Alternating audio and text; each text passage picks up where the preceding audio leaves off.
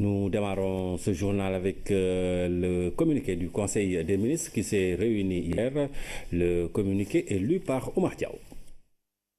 Le président Macky Sall a réuni le Conseil des ministres mercredi 2 novembre 2016 à 10h au Palais de la République. À l'entame de sa communication, le chef de l'État exprime la solidarité de la nation à la communauté chrétienne à l'occasion de la célébration de la Toussaint et adresse ses ferventes prières aux disparus, réitérant également son attachement à la cohabitation pacifique entre les communautés religieuses du Sénégal et à la consolidation dynamique du dialogue islamo-chrétien. Revenant sur l'installation du Haut Conseil des collectivités territoriales le 31 octobre 2016 et la modernisation de l'administration territoriale, le président de la République renouvelle ses chaleureuses félicitations aux hauts conseillers ainsi qu'au président de la nouvelle institution. Cette assemblée consultative créée par le président de la République pour marquer l'importance primordiale qu'il accorde à l'ancrage durable d'une véritable république de proximité doit être le creuset où s'affirment les aspirations de bien-être des populations de l'ensemble des territoires et terroirs du Sénégal dans un consensus national permanent.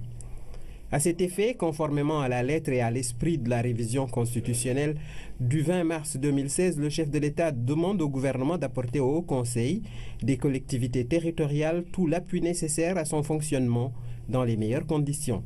En outre, il lui indique l'impératif de solliciter chaque fois que de besoin et selon les modalités officielles approuvées, ses avis en matière d'aménagement attractif du territoire, d'approfondissement de la décentralisation et de la territorialisation des politiques publiques. De même, le président de la République invite le gouvernement à poursuivre le dialogue constructif avec les collectivités territoriales afin de promouvoir avec les acteurs institutionnels et les partenaires de l'État un développement territorial accéléré, équitable et durable. À cet égard, le chef de l'État demande au gouvernement d'intensifier le processus de rénovation et de modernisation de l'administration territoriale d'État avec la finalisation et la signature de la charte de la déconcentration et invite le Premier ministre à tenir un conseil interministériel de l'administration territoriale dans les meilleurs délais. Évoquant par ailleurs la bonne préparation de la Journée nationale de l'élevage, événement majeur du calendrier national qui sera célébré le 8 décembre prochain à Ndioum, le président de la République rappelle au gouvernement la nécessité de la mise en œuvre effective des engagements pris pour la réhabilitation des structures et zones de développement de l'élevage et le renforcement du rôle des opérateurs privés dans l'extension des performances du sous-secteur. En outre, le chef de l'État invite le gouvernement à assainir la pratique de la médecine vétérinaire et à lutter contre les produits vétérinaires de contrefaçon qui inondent le marché. Abordant la préparation de la prochaine session budgétaire, le président de la République demande au Premier ministre de veiller à la bonne préparation des passages du gouvernement devant l'Assemblée nationale. Le chef de l'État a clos sa communication sur son agenda diplomatique et informé les membres du Conseil des résultats de son voyage en Pologne. Le Premier ministre a axé sa communication sur les principes de fonctionnement du gouvernement avant de rendre compte du suivi et de la coordination de l'activité gouvernementale. Le ministre des Affaires étrangères et des Sénégalais de l'extérieur a fait le point de la situation africaine et internationale en évoquant l'agenda proposé par le Sénégal et adopté par le Conseil de sécurité des Nations Unies, dont la présidence mensuelle est assurée par notre pays depuis le 1er novembre 2016. Le ministre de l'Économie, des Finances et du Plan a fait le point de la conjoncture économique nationale et internationale. Le ministre de l'Agriculture et de l'Équipement rural a rendu compte du déroulement de la campagne agricole 2016-2017. Le ministre du Renouveau urbain, de l'Habitat et du Cadre de vie a rendu compte de la participation du Sénégal au sommet de l'habitat à Quito, en Équateur, et de l'état d'avancement des pôles urbains. Le ministre de l'Environnement et du Développement durable a fait le point des préparatifs de la participation du Sénégal à la 22e conférence des parties de la Convention cadre des Nations Unies sur le changement climatique, COP22, prévue du 7 au 18 novembre 2016 à Marrakech, au Maroc. Le ministre auprès du président de la République en charge du suivi du plan Sénégal émergent a rendu compte de l'état d'avancement des différents projets et réformes. Au titre des textes législatifs et réglementaires, le Conseil a adopté le projet de loi portant loi organique portant sur la Cour suprême, le projet de loi organique portant statut des magistrats, le projet de décret portant création et fixant les règles d'organisation et de fonctionnement du Musée des civilisations noires MCN, le projet de décret portant modification du décret 2016-482 du 20 avril 2016 portant création de la délégation générale au pèlerinage au lieu saint de l'islam. Au titre des mesures individuelles, le président de la République a pris les décisions suivantes. M. Ousmane Ndoye, administrateur de société, est nommé délégué général adjoint à la délégation générale au pèlerinage au lieu saint de l'islam. Monsieur Cher Faye, inspecteur de l'enseignement moyen secondaire, précédemment inspecteur d'académie de Kédougou et nommé inspecteur d'académie de Sédhiou, poste vacant. Monsieur Oumar Mbeng, ingénieur agronome, est nommé directeur régional du développement rural de Sédhiou en remplacement de Monsieur Hamadou Baldé, appelé à d'autres fonctions. Monsieur Abdoulaye Sidibé, ingénieur agronome, est nommé directeur régional du développement rural de Kolda en remplacement de Monsieur Mamadou Badiane, appelé à d'autres fonctions. Monsieur Samba Ndaoutal, ingénieur agronome, est nommé directeur régional du développement rural de Kaffrine en remplacement de Monsieur Oumar Mbeng, appelé à d'autres fonctions. Monsieur Pierre Diouf, ingénieur agronome, est nommé directeur régional du développement rural de Diourbel en remplacement de Monsieur Abdoulaye Kamara, appelé à d'autres fonctions. Monsieur Youssouf Gueye, ingénieur agronome, est nommé directeur régional du développement rural de Kaolack en remplacement de Pierre Diouf, appelé à d'autres fonctions. Monsieur Baboy Dissadali, ingénieur agronome, est nommé directeur régional du développement rural de Tambacounda en remplacement de Monsieur Sambanda Outal, appelé à d'autres fonctions. Monsieur Mamadou Gueye, ingénieur agronome, est nommé directeur régional du développement rural de Thiès en remplacement de Monsieur Abiboulaye Sidibé, appelé à d'autres fonctions. Monsieur Hamadou Baldé, ingénieur agronome, est nommé directeur régional du développement rural de Saint-Louis en remplacement de Monsieur Baboy Dissadali, appelé à d'autres fonctions. Monsieur Abdoulaye Kamara, ingénieur agronome, est nommé directeur régional du développement rural de Matam en remplacement de M. Youssouf Gueye, appelé à d'autres fonctions. M. Mamadou Badiane, ingénieur agronome, est nommé directeur régional du développement rural de Fatick en remplacement de M. Falilou Faye, appelé à d'autres fonctions. M. Tamsir Saho, ingénieur agronome, est nommé directeur régional du développement rural de Kédougou en remplacement de M. Mamadou Gueye, appelé à d'autres fonctions. C'est signé le ministre porte-parole du gouvernement. Omar Diaw, le président de la République, a reçu ce jeudi une délégation d'acteurs culturels au menu des échanges avec le chef de l'État, l'organisation du Festival mondial des arts nègres et la journée de l'écrivain africain, des manifestations que le président Macky Sall compte prendre entièrement en charge sur les plans financiers, matériels et logistiques. Une décision saluée par les militants de la culture. Aboubakry Kane. Autour de la table, des artistes, hommes de lettres et acteurs culturels. Ils sont venus entretenir le président de la République de grands événements en perspective. D'abord, le cinquantenaire du Festival mondial des arts nègres, où il est question d'adapter les actions des intellectuels et artistes noirs aux enjeux du XXIe siècle. On a fait ce qu'on a pu faire sur le plan scientifique, des contacts, faire un appel à la communication d'une densité telle que de par le monde. Les gens, ils ont réagi. Mais il y a des choses qui dépassent notre pouvoir, Excellence. Et j'ai dit souvent, même dans le combat contre l'ignorance, le nerf, c'est l'argent. On avait un budget ambitieux, parce qu'il fallait faire les régions. On était à 100 millions. Ensuite, on est tombé à 91 et actuellement, on est à 60 millions. Le second aspect, Excellence, puisqu'on a des hommes qui viennent du monde entier. La sécurité, c'est la République, Excellence. Donc, on s'est dit qu'il y a un aspect protocolaire, diplomatique, sécuritaire, que nous donnons à l'État. Ça lui revient. La journée de l'écrivain est l'autre manifestation culturelle qui mobilise les acteurs, occasion pour l'association des écrivains de mettre en exergue le soutien constant du chef de l'État à leur égard. Mais vous avez tenu quand même à nous recevoir, compte tenu que vous êtes aussi le premier protecteur des arts et des lettres. Donc ce n'est pas un slogan, vous l'avez tout le temps manifesté. Vous êtes familier à ce projet. Nous sommes à notre 24e édition.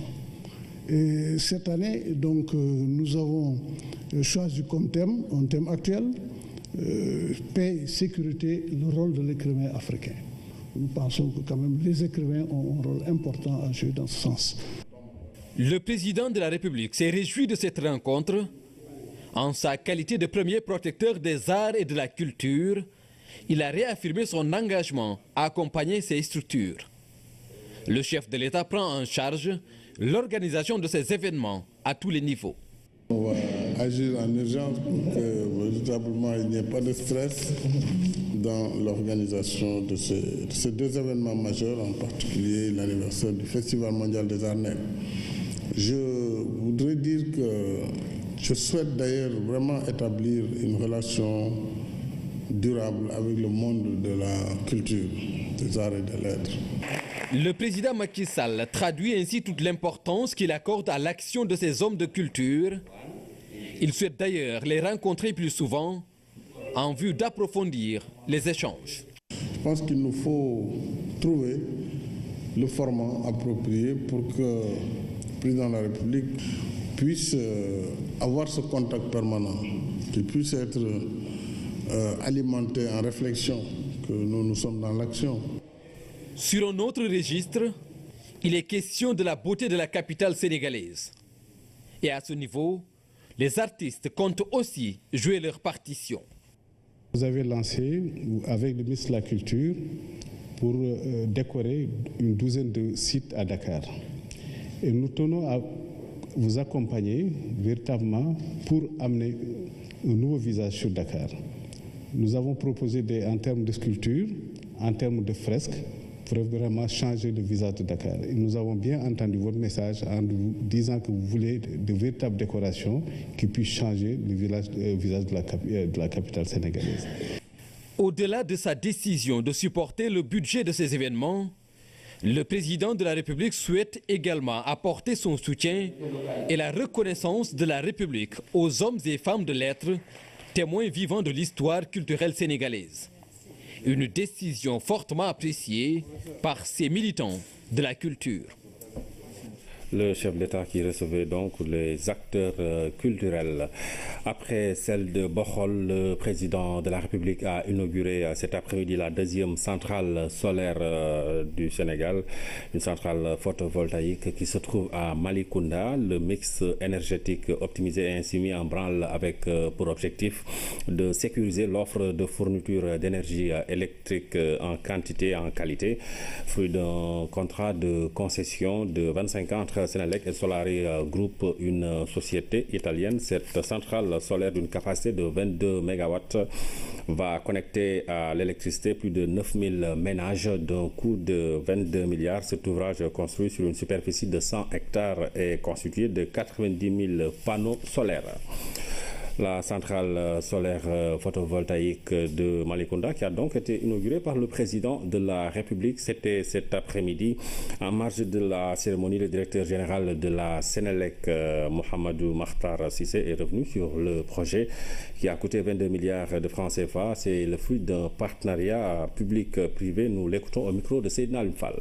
Cette centrale solaire que le président de la République Macky Sall inaugure aujourd'hui participe de cette volonté de trouver une solution définitive à la lancinante question du problème énergétique. Et le président de la République, justement, a attaqué le problème de front en essayant d'abord de régler le problème de la production.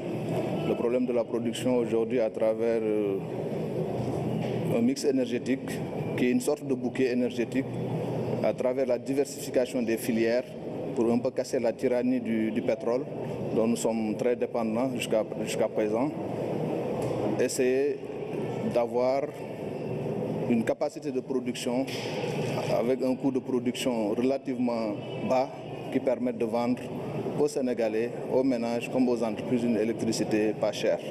C'est l'objectif auquel participe cette centrale de 20 MW que nous inaugurons aujourd'hui, qui a été conçu dans le cadre d'un partenariat public-privé, qui signifie tout simplement que c'est le privé qui fait confiance à notre pays, qui fait confiance à Senelec, qui investit 22 milliards de francs CFA, qui s'occupe de toutes ces procédures, de toutes ces formalités, avec naturellement le soutien de Senelec et de l'État, pour produire cette énergie qu'il va vendre à Senelec dans le cadre d'un contrat d'achat d'énergie.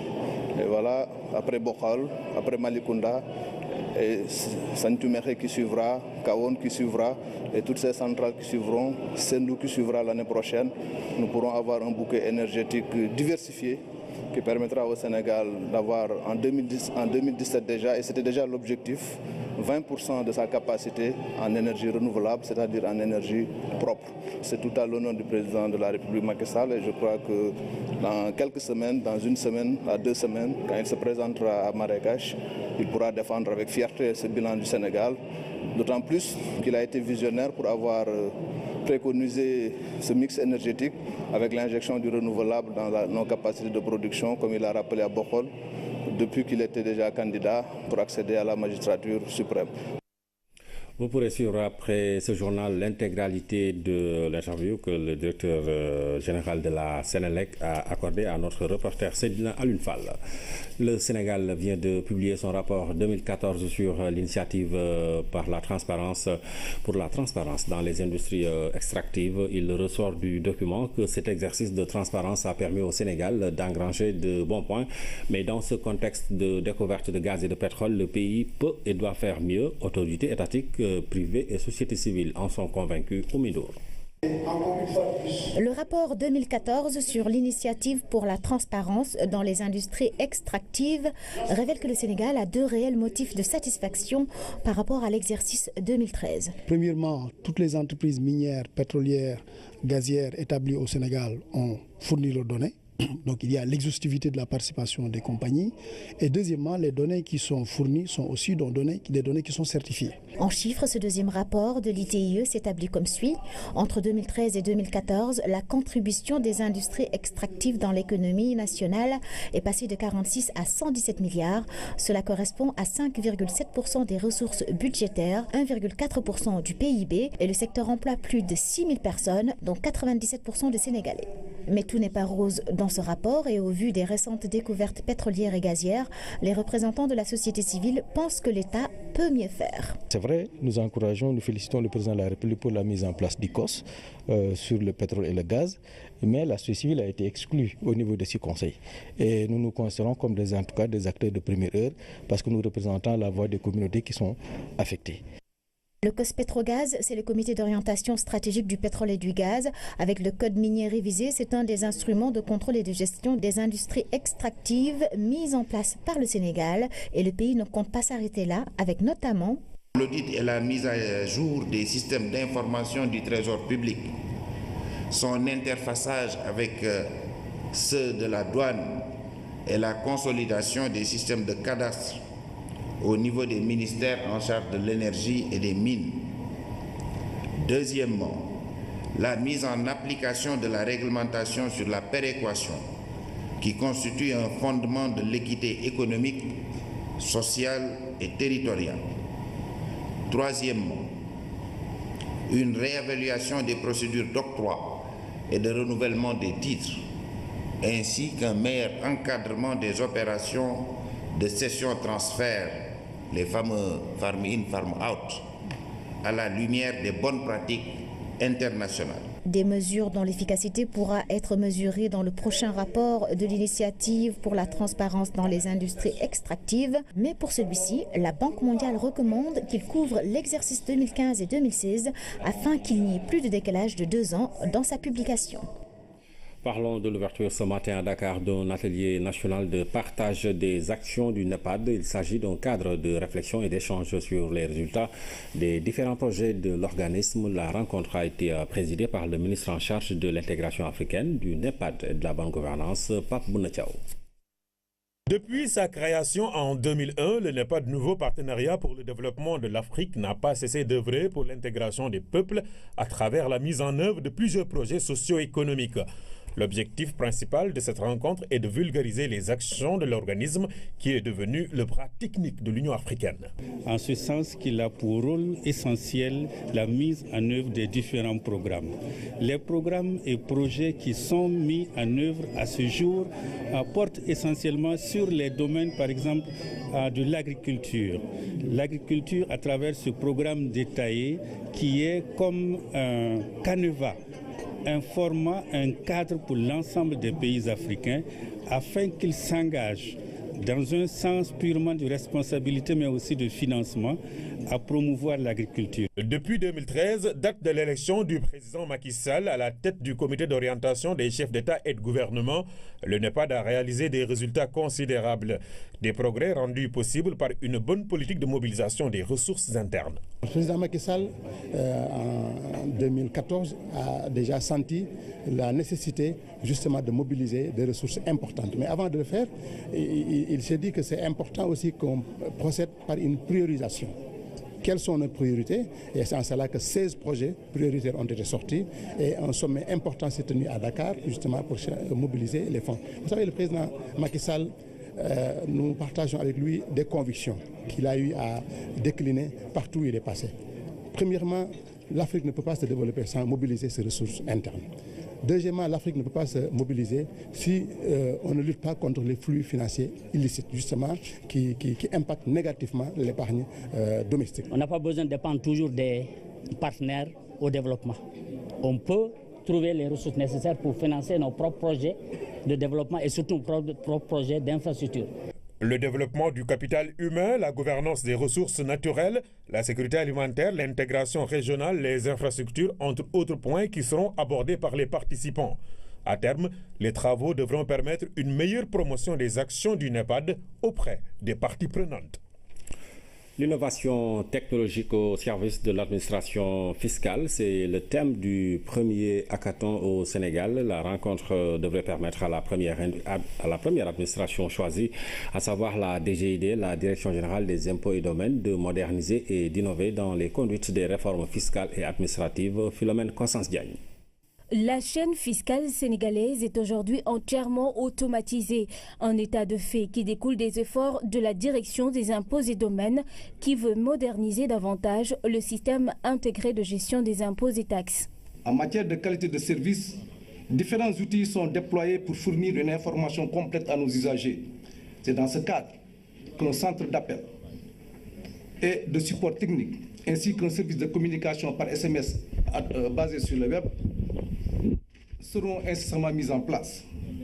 Concernant l'automatisation des procédures fiscales, l'application pour les téléprocédures fiscales dénommées e-tax, mise en service en 2013, permet de déclarer et de payer en ligne les impôts et taxes. Toutes ces actions sont développées dans le but de mieux assurer un service public. Soutenu par le FMI, la DGID accueille la phase d'expérimentation de ce premier hackathon pour une administration. Nous pensons que ce hackathon est très important au Sénégal. Nous avons remarqué que le Sénégal est en train de réaliser des progrès importants pour ce qui est du recouvrement des impôts.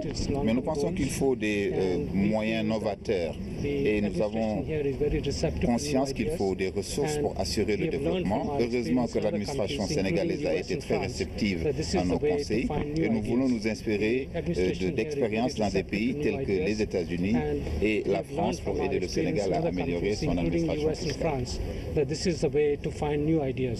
La DGID a ainsi été l'une des premières administrations, sinon la première, à opter pour une logique de contractualisation avec sa tutelle, adossée à une planification de ses actions. Ces méthodes nouvelles ont certes permis à l'administration de faire des avancées fort appréciables en termes d'efficacité dans la collecte des recettes fiscales et non fiscales d'une part, et d'amélioration des services aux usagers d'autre part. Toutefois, je suis persuadé qu'il nous faut encore aller plus loin dans la prise en charge des attentes légitimes des pouvoirs publics et des citoyens. Des innovations sont attendues à la fin de cette rencontre qui regroupe plusieurs experts venus partager leur savoir-faire pour une technologie avancée au service de l'administration fiscale sénégalaise. Dans la rubrique économie de ce jeudi, nous abordons la question relative aux exonérations fiscales. Dans le dernier rapport des dépenses fiscales de 2013, 534 milliards de francs CFA sont relatives à des exonérations, dont 111 milliards issus de la baisse des impôts sur les salaires. Quel est l'impact de ces exonérations dans l'économie nationale? Quels sont les types d'exonérations et que recouvre cette notion fiscale? C'est un sujet de Dahaba. Pour tous les impôts, effectivement, il y a un champ d'application. C'est-à-dire qu'il y a des personnes, il y a des opérations et des personnes qui sont redevables de cet impôt. Mais pourvu que ces personnes réalisent un certain nombre d'opérations. Maintenant, parmi ces personnes qui sont dans le champ, la législation peut décider de manière dérogatoire à certaines opérations échappent à l'imposition. Les exonérations revêtent deux formes. Il y a des exonérations qui sont d'ordre social. Les exonérations d'ordre social bénéficient généralement à des personnes physiques. Et c'est le cas, par exemple, du riz, denrée de première nécessité, qui est le plus consommé au Sénégal, ne supporte pas la TVA. C'est une exonération.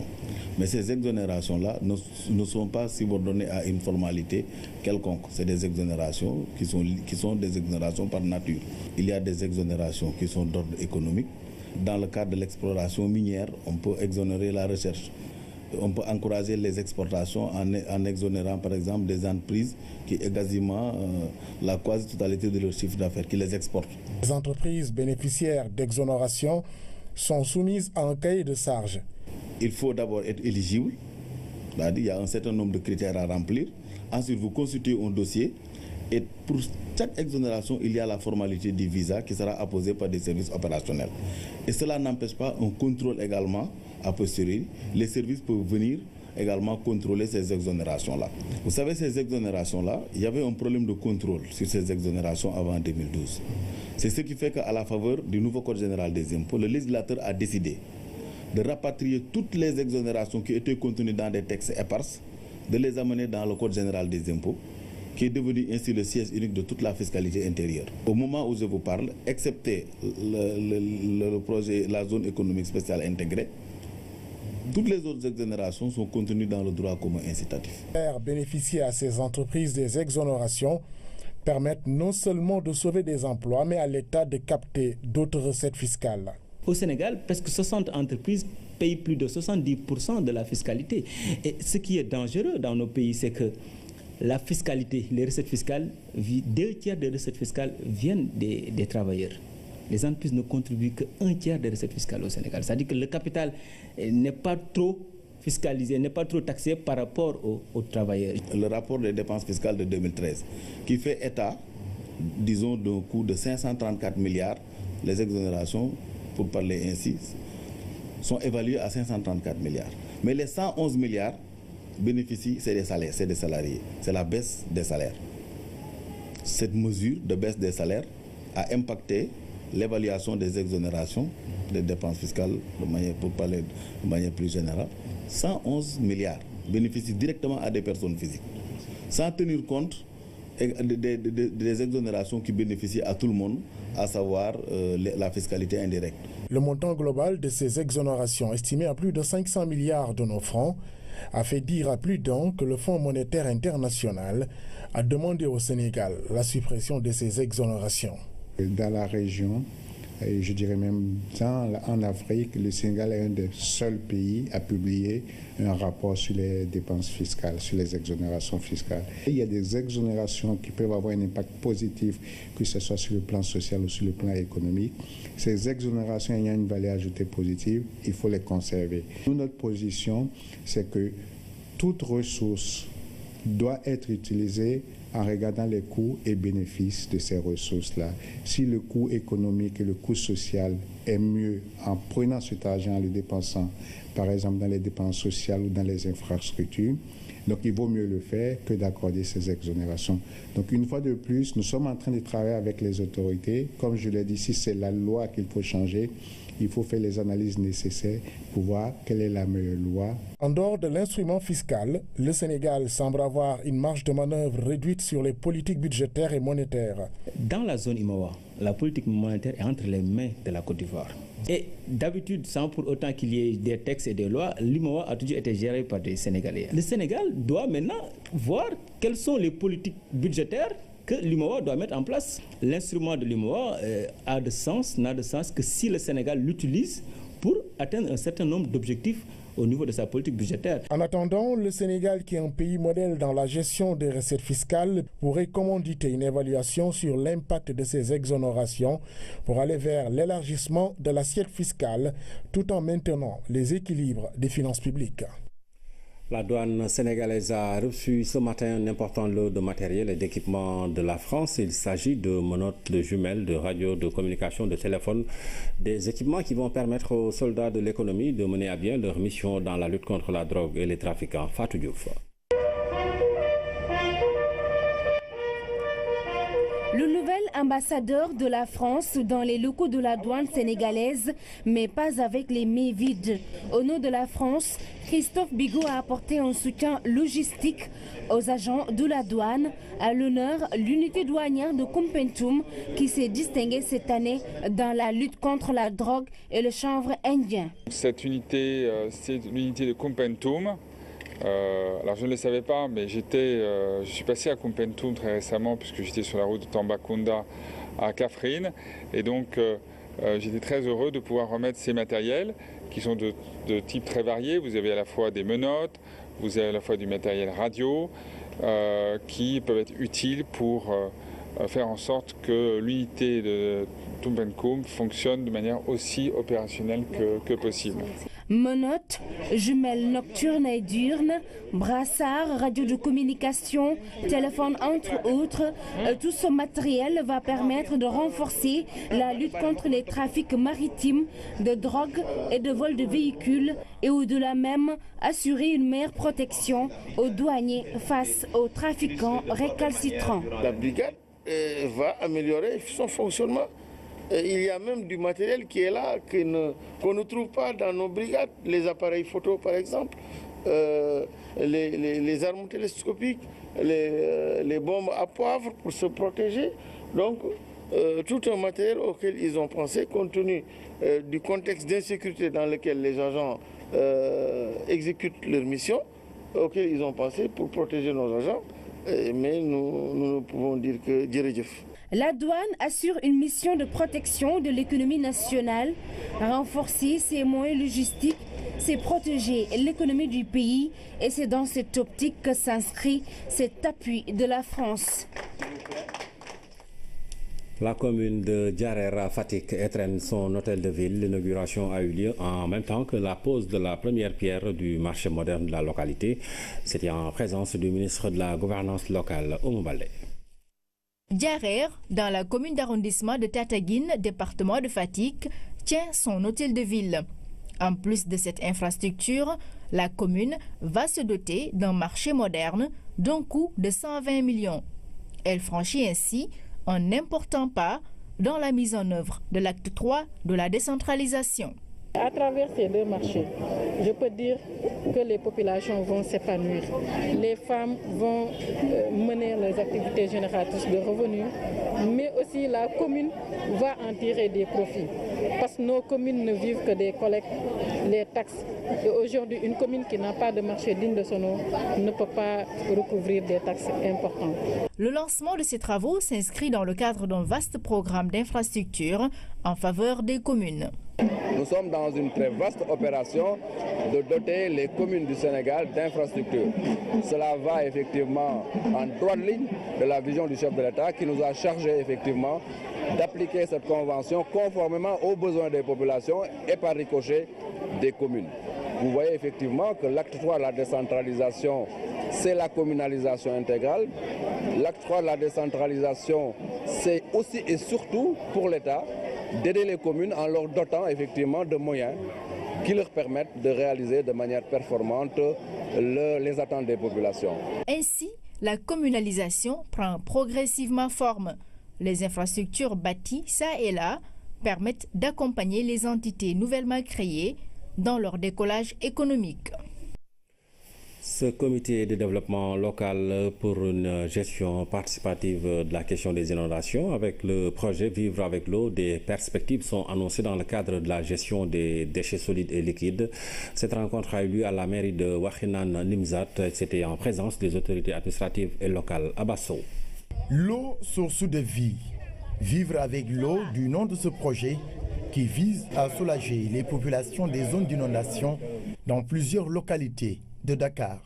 Depuis plus d'une décennie, on a noté le retour des pluies et les conséquences de ces inondations dans des zones comme les départements de Pikine, Guédiawaye sont nettement ressenties par les populations. Et c'est en cela que le projet est mis en place pour appuyer les populations, les autorités municipales, l'État, dans sa politique d'éradication de ce fléau que sont les inondations. Des zones critiques, il en existe avec des points bas, des immondices entre autres. Cette rencontre qui vise à imprégner les populations sur le schéma de valorisation des déchets solides et liquides. Il s'agit en fait d'une approche nouvelle de la gestion des inondations dans les départements pour Guédiawaye, notamment dans les quartiers, dans les communes de Médina Gounass et de Wakhinane Nimzatt. Je disais donc qu'il s'agit d'une autre approche de la gestion des inondations, parce qu'il s'agit en fait de faire en sorte que les populations puissent vivre avec l'eau qui les envahit pendant la saison des pluies, mais faire en sorte que ces eaux ne soient pas source de nuisances. La preuve par l'action des groupements de femmes de Wakhinane Nimzatt évolue dans ce périmètre maraîcher. Elles adhèrent au projet. Nous avons adhéré à ce projet parce que nous avons besoin d'appui et que ce projet à coup sûr peut nous aider.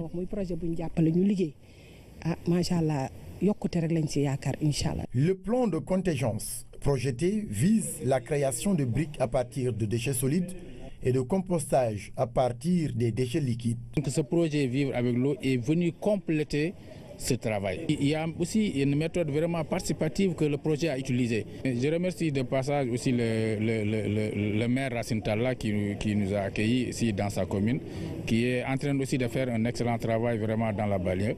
Questions-réponses sur les enjeux et défis du projet, comme pour garantir une adhésion des populations au projet Vivre avec l'eau, dans le seul but d'améliorer le cadre de vie et la résilience des populations. Dans la série sur la santé, nous nous intéressons à la santé en milieu scolaire. Les inspections médicales des écoles proposent plusieurs services allant des soins à la prévention. Elles couvrent l'ensemble des élèves du Sénégal, de l'élémentaire au secondaire, du privé et du public. Zoom sur les activités de la division du contrôle médical scolaire avec Oumou Balé.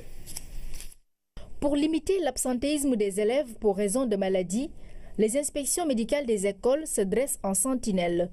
L'une de leurs missions étant la prise en charge avec promptitude les cas de maladie. Parmi elles, les pathologies bucco-dentaires qui constituent le premier motif de consultation. Je suis venue ici pour me faire consulter car j'avais mal aux dents. Ça fait deux ou 3 jours. Il y a beaucoup de problèmes dentaires chez les élèves. Plus de 50 malades par jour. Il faut renforcer la prévention dans les écoles, faire des séances d'enseignement à l'hygiène bucco-dentaire, c'est très important. Autre service, autre préoccupation prise en charge. Les affections oculaires sont aussi très fréquentes chez les élèves.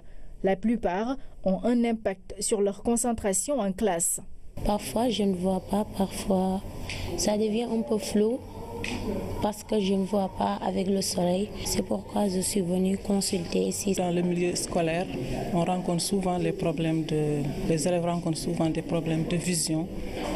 Parce que c'est un service qui vient juste de démarrer, mais on a surtout l'affluence des élèves. Les cas de myopie, les cas d'hypermétropie, l'astigmatisme et surtout la myopie. On rencontre aussi des cas de pathologie, par exemple les conjonctivites allergiques liées à l'environnement et tout ça. En plus de la prise en charge des soucis de santé, l'inspection médicale des écoles fait aussi dans la prévention, d'autant que la couche cible est très vulnérable. Cette politique implique les enseignants et autres personnels de l'école. On a une unité de cellule d'éducation à la santé qui se déplace durant toute l'année scolaire dans toutes les écoles de la région, qui font le dépistage, par exemple la sensibilisation sur le dépistage VIH-Sida, qui fait également la sensibilisation sur la santé de la reproduction, les grossesses précoces, les infections chez les jeunes, c'est un problème, les adolescents, la lutte contre la consommation du tabac et des stupéfiants. Mais quand même, nous avons beaucoup de contraintes, des moyens qui ne suffisent toujours pas. Pour dire, la première contrainte que nous avons, c'est la mobilité. Pour dire qu'aujourd'hui, l'inspection médicale des écoles, notre activité principale, c'est dans les écoles. Il faut nous déplacer. On n'a pas encore un véhicule adapté pour nos déplacements. Pour mieux élargir son offre de services de santé, cette division, qui dépend du ministère de l'Éducation nationale, envisage la mise en place d'une mutuelle de santé scolaire. C'est pour une large couverture des besoins des élèves, dont l'assurance ne couvre que les accidents liés à la pratique de l'éducation physique et sportive. Nous sommes en train de travailler avec l'Agence de la couverture maladie universelle, le ministère de la Santé. Nous avons l'aval du ministre de l'Éducation pour mettre en place une mutuelle permettant à tous les élèves du Sénégal, aussi bien publics que privés, et même secondairement au niveau des DARA, parce que les DARA font partie aussi du ministère de l'Éducation, pour la mise en place d'une couverture sanitaire de tous les élèves. Effectivement, il y aura une participation des parents. Nous sommes en train d'envisager une participation de 1 000 francs par élève, avec un appui de 3 500 de la part de l'agence de la CMU, permettant à ces élèves de bénéficier d'un paquet de services du poste au centre de santé et une partie de services au niveau de l'hôpital.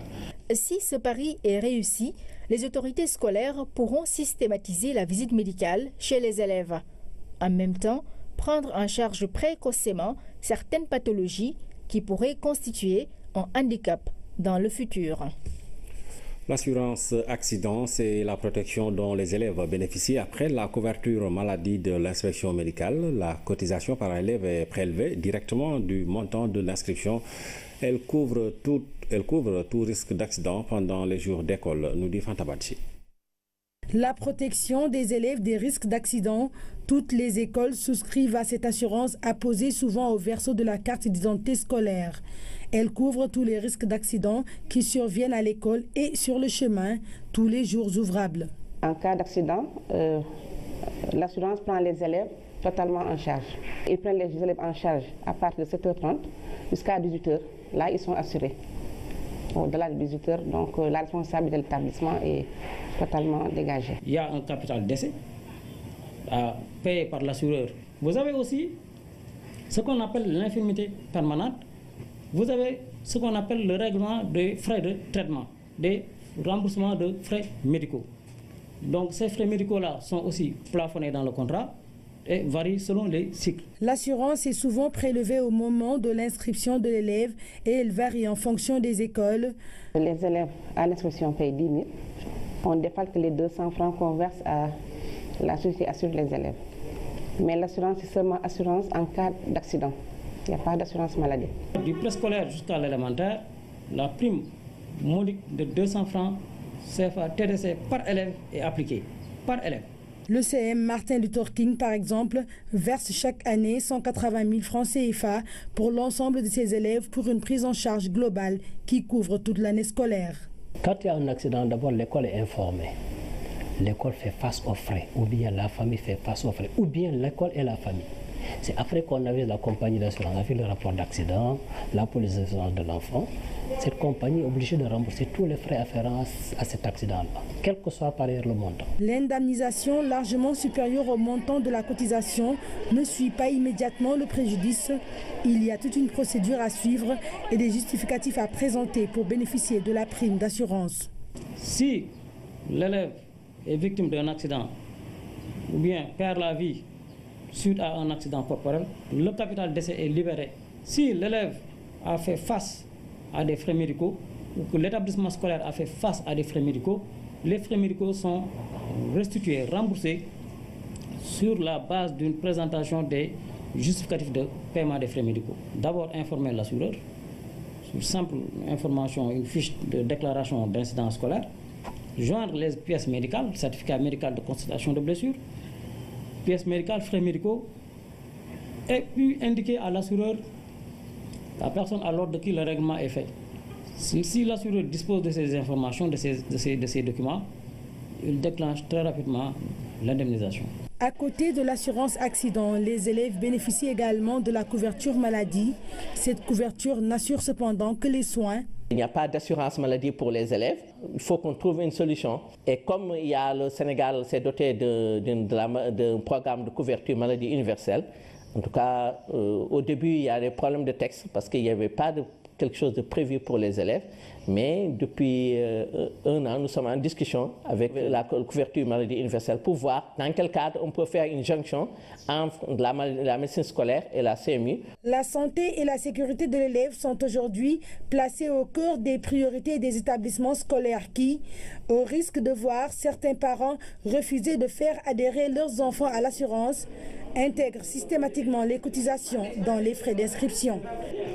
La lutte contre le paludisme, le Sénégal abrite en ce moment un cours international sur la certification en microscopie organisé par l'OMS, le PNLP et la faculté de médecine de l'UCAD. Ce cours vise des médecins, des pharmaciens, des biologistes et des techniciens de laboratoire.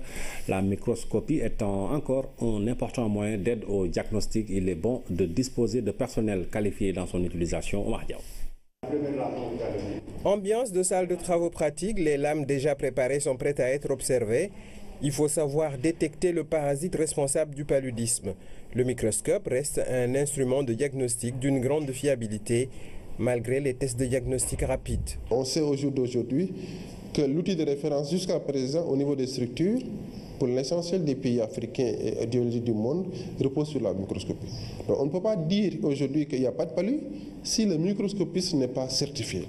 Ce 4e cours international d'accréditation de microscopistes des pays d'Afrique francophone et lusophone se tient à Dakar. Il est organisé par l'OMS en partenariat avec la faculté de médecine et le programme national de lutte contre le paludisme. Il faut être formé et nous saluons les partenaires qui ont eu confiance à notre collègue, le professeur Daoud Ndiaye. Il est certifié par la communauté internationale que le travail qu'il fait, il est bon.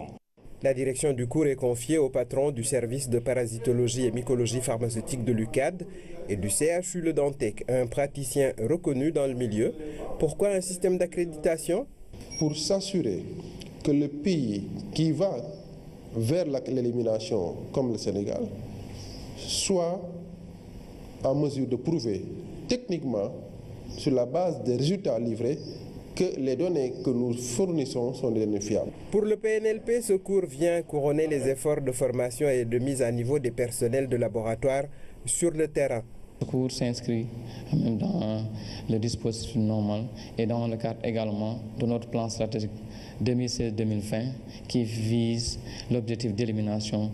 Et du coup, qui parle d'élimination, également parle d'un dispositif de prise en charge de qualité. Le cours étalé sur 5 jours réunit une douzaine de participants issus de plusieurs régions. Ils sont pharmaciens, médecins, biologistes et techniciens de laboratoire. Et tous espèrent être certifiés niveau 1 ou 2 et ce faisant, devenir experts. La caravane Wadial Magal était à Ndofane, à Dinguiraye, à Paoskoto, à Nioro et à Porokhane. Partout, la population s'est mobilisée pour accueillir la délégation. Des messages de paix ont été délivrés, des prières formulées pour la réussite de cette édition du Grand Magal de Touba. Claire Diop. Ndofane, Dinguiraye, Paoskoto, Nioro, les différentes étapes où la délégation de la caravane Wadial Magal édition 2016 a fait escale. Le cadre est mis à profit pour revenir sur l'histoire de ces localités avec Serigne Touba. L'unité de toutes les confréries religieuses est prônée, comme le veut le khalife général des Mourides. Nous sommes en phase ici à Ndofane, toutes confréries confondues, pour le développement de l'islam, pour l'amélioration des comportements, pour le développement de notre pays.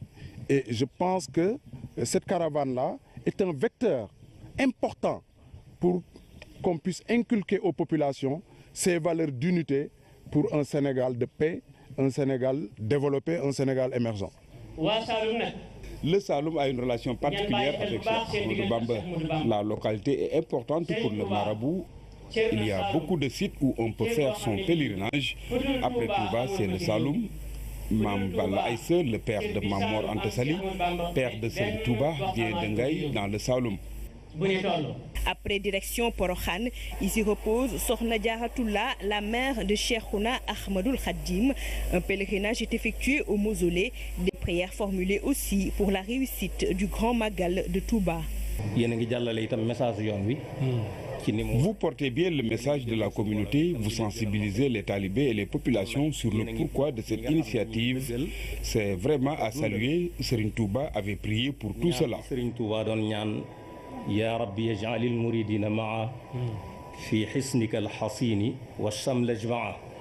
Le Dara Mam Diara de Porokhane a aussi reçu la délégation.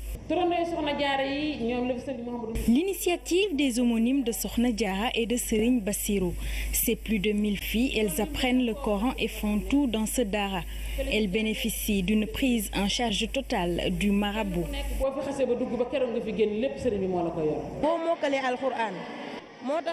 Au-delà de la maîtrise du Saint-Coran, on apprend d'autres sciences. Nous avons aussi des cours de français. Cela nous sert dans cette vie. Porokhane, une petite bourgade qui a grandi au fil des années. Ici, Serigne Mamor Anta Sali s'est installé en 1865 sur invitation de Tafsir Maba Diakhouba. Les deux ont mené ensemble une grande bataille pour le triomphe de l'islam. Ici aussi, Sokhna Diaratoula a rendu l'âme en 1865 à l'âge de 33 ans.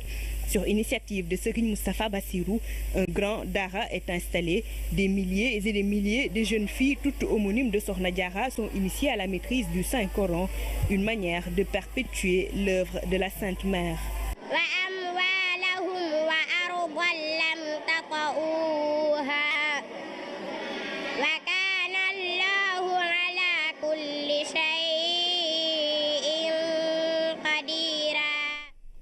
Voilà pour la caravane Wadjal Magal qui poursuit son périple dans la zone centre du pays.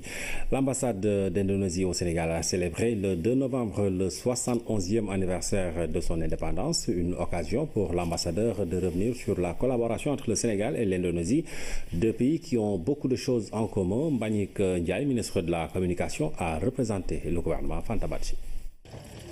Son Excellence Mansiour Pangeran à l'accueil de ses hôtes pour commémorer le 71e anniversaire de l'indépendance de l'Indonésie.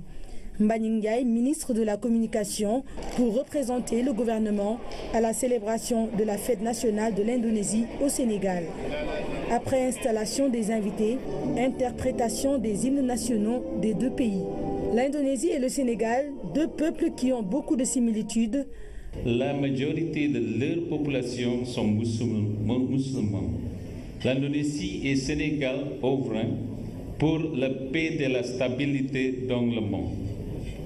Je vous renouvelle ici, ainsi qu'à tous vos compatriotes, au nom du chef de l'État, président de la République Macky Sall, et du chef du gouvernement, mes vœux chaleureux de bienvenue au Sénégal, tout en vous assurant que vous avez tout le soutien et toute la collaboration de notre pays dans l'accomplissement de votre mission. L'opportunité de cette célébration est saisie pour rappeler la nature de la coopération entre Dakar et Jakarta. L'Indonésie et le Sénégal entretiennent des relations dans plusieurs entités multilatérales telles que l'ONU, l'OMC, l'OCI, le G77 entre autres, ce qui a permis aux deux pays de partager de bonnes pratiques dans plusieurs domaines de la vie socio-économique. Je suis disposé à faire la promotion entre la Chambre de commerce d'industrie et d'agriculture du Sénégal et la Chambre de commerce de l'industrie d'Indonésie et entre opérateurs économiques de commerçants sénégal et indonésiens.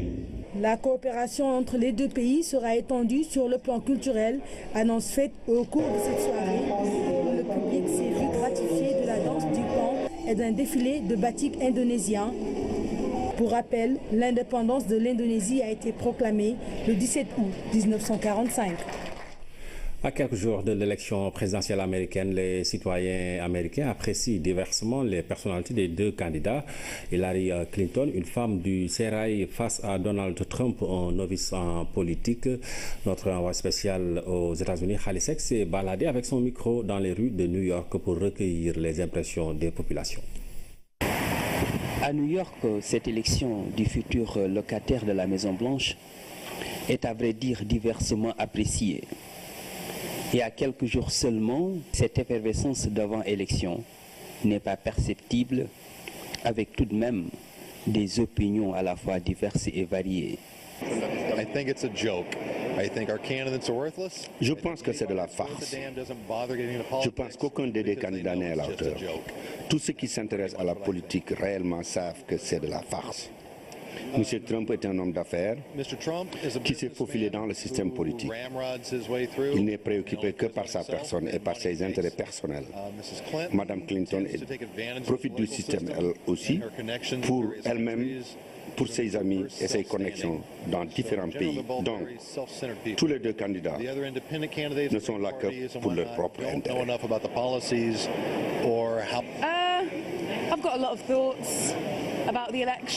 Ce que je pense de l'élection, en tout cas, moi, je suis contente de me retrouver en Amérique. Je ne sais pas vraiment, c'est comme si on ne discute pas de choses sérieuses. Par exemple, rien sur l'Angleterre, je ne sais pas. Vous avez deux candidats avec des personnalités totalement différentes. Ceux qui ne se considèrent ni démocrates ni républicains sentent beaucoup de changements dans le pays qui les indisposent. Pour beaucoup d'Américains, c'est plus de mondialisation. Et pour d'autres, c'est le retour du nationalisme étroit. Nous voulons retrouver notre souveraineté, où la vitalité de l'Amérique est en train d'être affaiblie. Il y a beaucoup de fausses idées à propos des États-Unis. J'espère que les Sénégalais ordinaires savent que les Américains ordinaires sont aussi des gens exploités par les riches. Situation sans précédent. Vous avez pour la première fois deux personnalités différentes. Beaucoup de tensions dans la campagne. Vous avez un novice en politique qui n'a jamais occupé de poste. C'est vraiment sans précédent.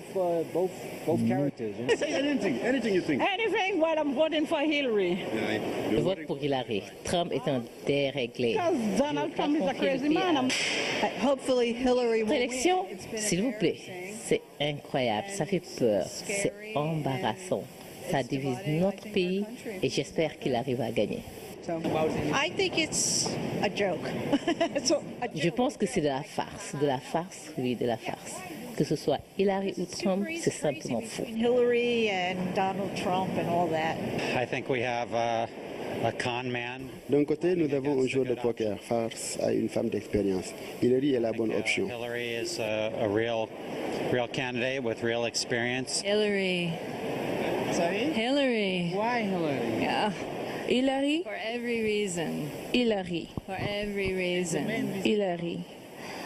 Pour toutes les raisons, parce que c'est une femme brillante qui maîtrise la politique, qui est une femme très dense.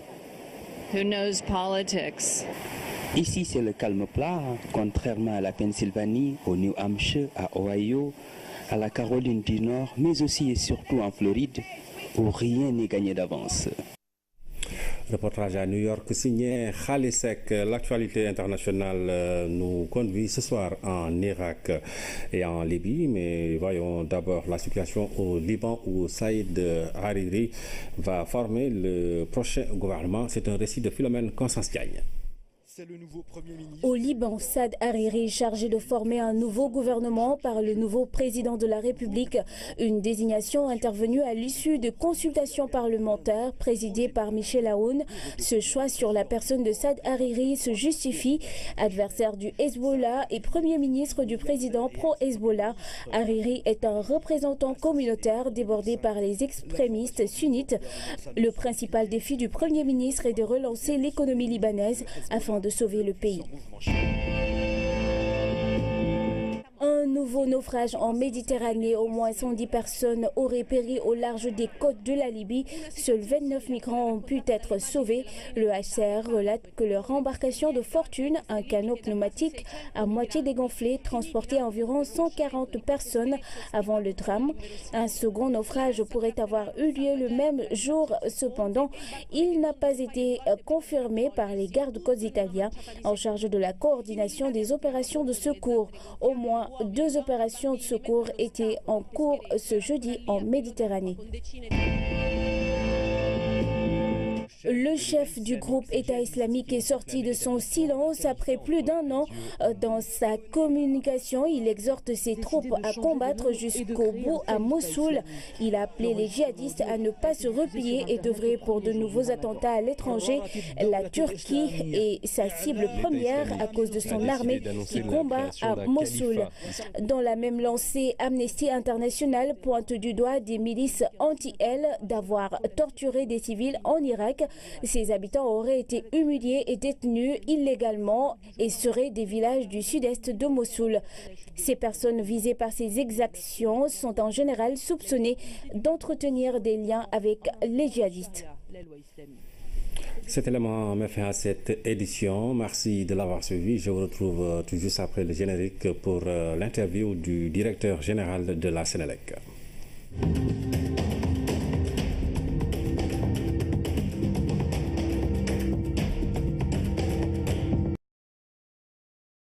Monsieur Abdoulaye Kamara, ingénieur agronome, est nommé directeur régional du développement rural de Matam en remplacement de Monsieur Youssoufa Gueye, appelé à d'autres fonctions. Monsieur Mamadou Badiane, ingénieur agronome, est nommé directeur régional du développement rural de Fatick en remplacement de Monsieur Falilou Faye, appelé à d'autres fonctions. Monsieur Tamsir Sakho, ingénieur agronome, est nommé directeur régional du développement rural de Kédougou en remplacement de Monsieur Mamadou Gueye, appelé à d'autres fonctions. C'est signé le ministre porte-parole du gouvernement. Omar Diaw, le président de la République, a reçu ce jeudi une délégation d'acteurs culturels au menu des échanges avec le chef de l'État, l'organisation du Festival mondial des arts nègres et la journée de l'écrivain africain, des manifestations que le président Macky Sall compte prendre entièrement en charge sur les plans financiers, matériels et logistiques. Une décision saluée par les militants de la culture. Aboubakry Kane. Autour de la table, des artistes, hommes de lettres et acteurs culturels. Ils sont venus entretenir le président de la République de grands événements en perspective. D'abord, le cinquantenaire du Festival mondial des arts nègres, où il est question d'adapter les actions des intellectuels et artistes noirs aux enjeux du XXIe siècle. On a fait ce qu'on a pu faire sur le plan scientifique, des contacts, faire un appel à la communication d'une densité telle que de par le monde. Les gens, ils ont réagi. Mais il y a des choses qui dépassent notre pouvoir, Excellence. Et j'ai dit souvent, même dans le combat contre l'ignorance, le nerf, c'est l'argent. On avait un budget ambitieux, parce qu'il fallait faire les régions. On était à 100 millions. Ensuite, on est tombé à 91 et actuellement, on est à 60 millions. Le second aspect, Excellence, puisqu'on a des hommes qui viennent du monde entier. La sécurité, c'est la République, Excellence. Donc, on s'est dit qu'il y a un aspect protocolaire, diplomatique, sécuritaire, que nous donnons à l'État. Ça lui revient. La journée de l'écrivain est l'autre manifestation culturelle qui mobilise les acteurs, occasion pour l'association des écrivains de mettre en exergue le soutien constant du chef de l'État à leur égard. Mais vous avez tenu quand même à nous recevoir, compte tenu que vous êtes aussi le premier protecteur des arts et des lettres. Donc ce n'est pas un slogan, vous l'avez tout le temps manifesté. Vous êtes familier à ce projet. Nous sommes à notre 24e édition. Et cette année, donc, nous avons choisi comme thème, un thème actuel, paix et sécurité, le rôle de l'écrivain africain. Nous pensons que quand même les écrivains ont un rôle important à jouer dans ce sens. Le président de la République s'est réjoui de cette rencontre. En sa qualité de premier protecteur des arts et de la culture, il a réaffirmé son engagement à accompagner ces structures. Le chef de l'État prend en charge l'organisation de ces événements à tous les niveaux. On va agir en urgence pour que véritablement il n'y ait pas de stress dans l'organisation de ces deux événements majeurs en particulier. Le fonctionnement du gouvernement avant de rendre compte du suivi et de la coordination de l'activité gouvernementale. Le ministre des Affaires étrangères et des Sénégalais de l'extérieur a fait le point de la situation africaine et internationale en évoquant l'agenda proposé par le Sénégal et adopté par le Conseil de sécurité des Nations Unies, dont la présidence mensuelle est assurée par notre pays depuis le 1er novembre 2016. Le ministre de l'Économie, des Finances et du Plan a fait le point de la conjoncture économique nationale et internationale. Le ministre de l'Agriculture et de l'Équipement rural a rendu compte du déroulement de la campagne agricole 2016-2017. Le ministre du Renouveau urbain, de l'Habitat et du Cadre de vie a rendu compte de la participation du Sénégal au sommet de l'habitat à Quito, en Équateur, et de l'état d'avancement des pôles urbains. Le ministre de l'Environnement et du Développement durable a fait le point des préparatifs de la participation du Sénégal à la 22e conférence des parties de la Convention cadre des Nations Unies sur le changement climatique, COP22, prévue du 7 au 18 novembre 2016 à Marrakech, au Maroc. Le ministre auprès du président de la République en charge du suivi du plan Sénégal émergent a rendu compte de l'état d'avancement des différents projets et réformes. Au titre des textes législatifs et réglementaires, le Conseil a adopté le projet de loi portant loi organique portant sur la Cour suprême, le projet de loi organique portant statut des magistrats, le projet de décret portant création et fixant les règles d'organisation et de fonctionnement du Musée des civilisations noires MCN, Le projet de décret portant modification du décret 2016-482 du 20 avril 2016 portant création de la délégation générale au pèlerinage au lieu saint de l'islam. Au titre des mesures individuelles, le président de la République a pris les décisions suivantes. M. Ousmane Ndoye, administrateur de société, est nommé délégué général adjoint à la délégation générale au pèlerinage au lieu saint de l'islam. M. Cheikh Faye, inspecteur de l'enseignement moyen secondaire, précédemment inspecteur d'académie de Kédougou, est nommé inspecteur d'académie de Sédhiou, poste vacant.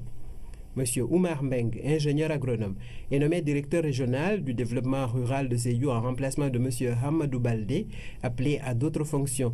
M. Abdoulaye Sidibé, ingénieur agronome, est nommé directeur régional du développement rural de Kolda en remplacement de M. Mamadou Bayan, appelé à d'autres fonctions.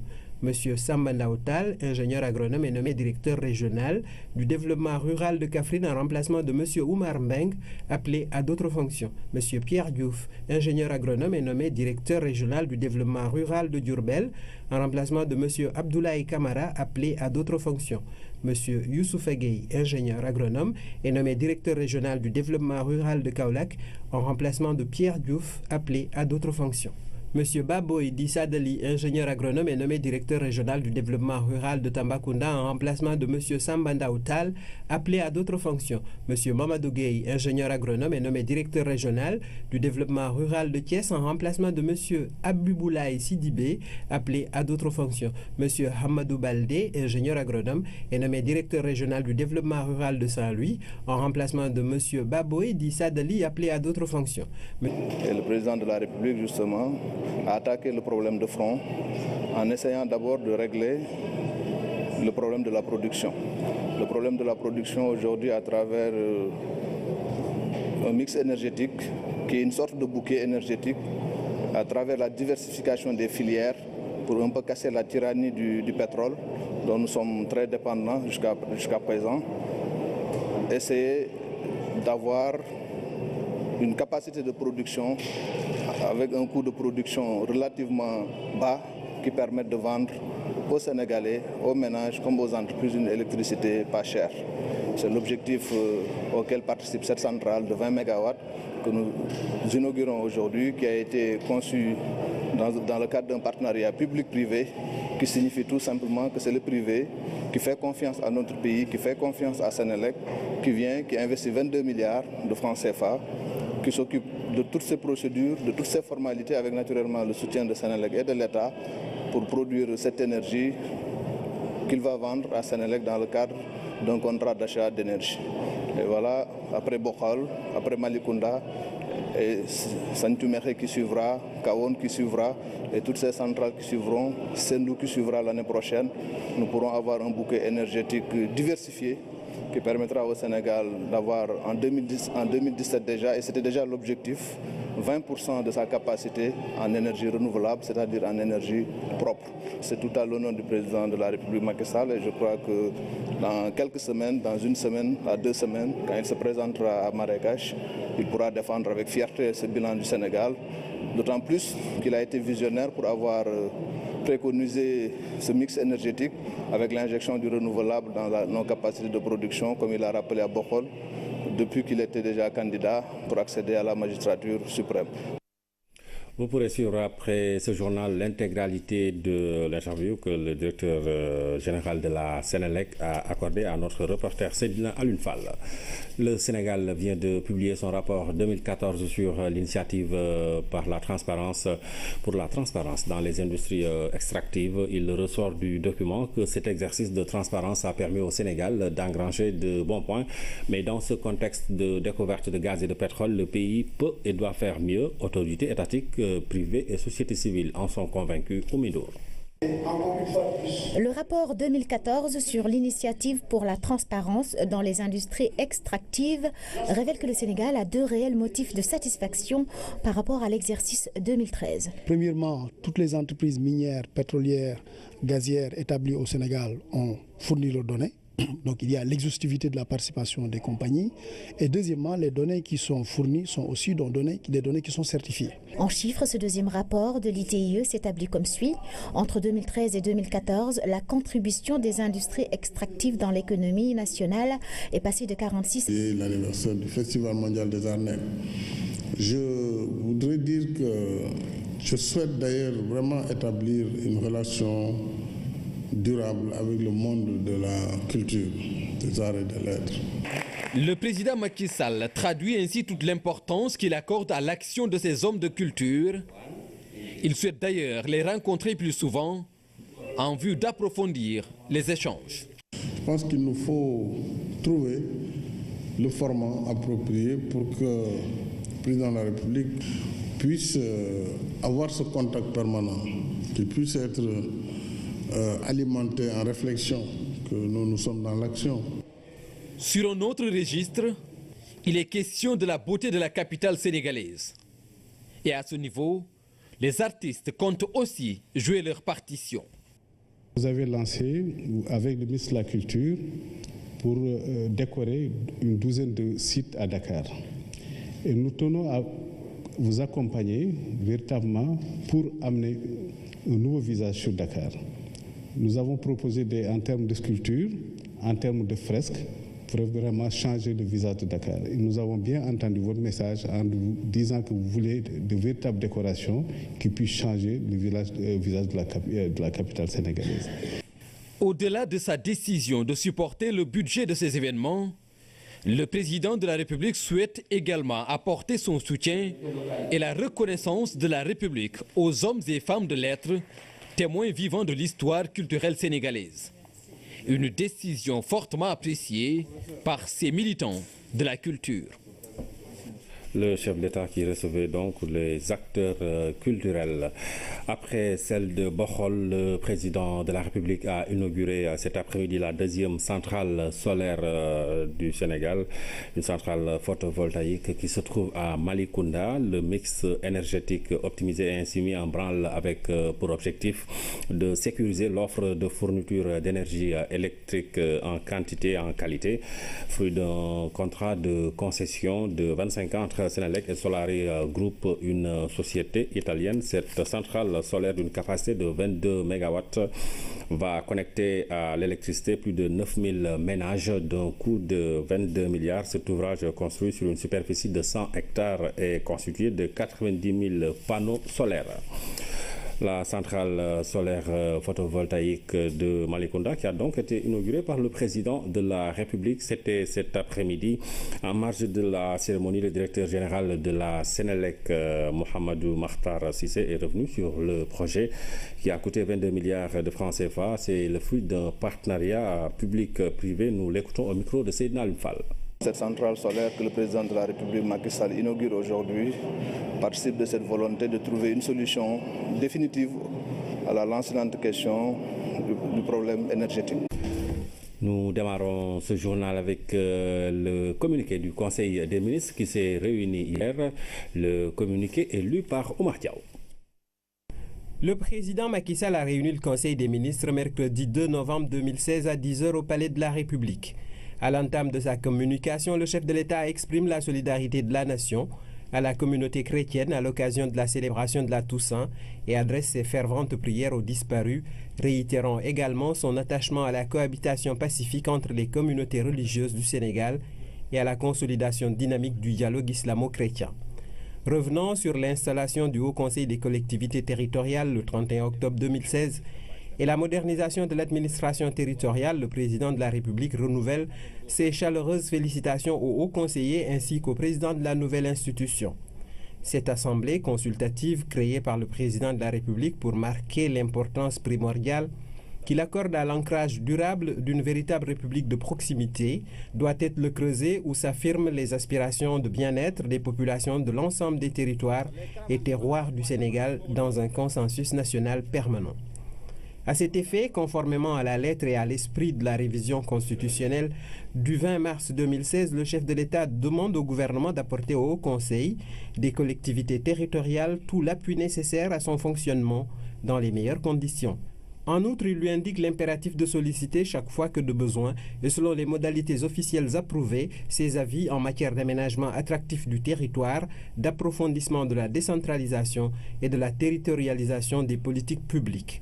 De même, le président de la République invite le gouvernement à poursuivre le dialogue constructif avec les collectivités territoriales afin de promouvoir avec les acteurs institutionnels et les partenaires de l'État un développement territorial accéléré, équitable et durable.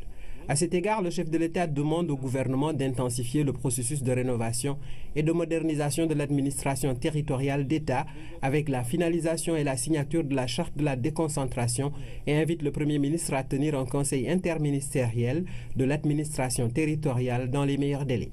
Évoquant par ailleurs la bonne préparation de la Journée nationale de l'élevage, événement majeur du calendrier national qui sera célébré le 8 décembre prochain à Ndioum, le président de la République rappelle au gouvernement la nécessité de la mise en œuvre effective des engagements pris pour la réhabilitation des structures et zones de développement de l'élevage et le renforcement du rôle des opérateurs privés dans l'extension des performances du sous-secteur. En outre, le chef de l'État invite le gouvernement à assainir la pratique de la médecine vétérinaire et à lutter contre les produits vétérinaires de contrefaçon qui inondent le marché. Abordant la préparation de la prochaine session budgétaire, le président de la République demande au Premier ministre de veiller à la bonne préparation des passages du gouvernement devant l'Assemblée nationale. Le chef de l'État a clos sa communication sur son agenda diplomatique et informé les membres du Conseil des résultats de son voyage en Pologne. Le Premier ministre a axé sa communication sur les principes de fonctionnement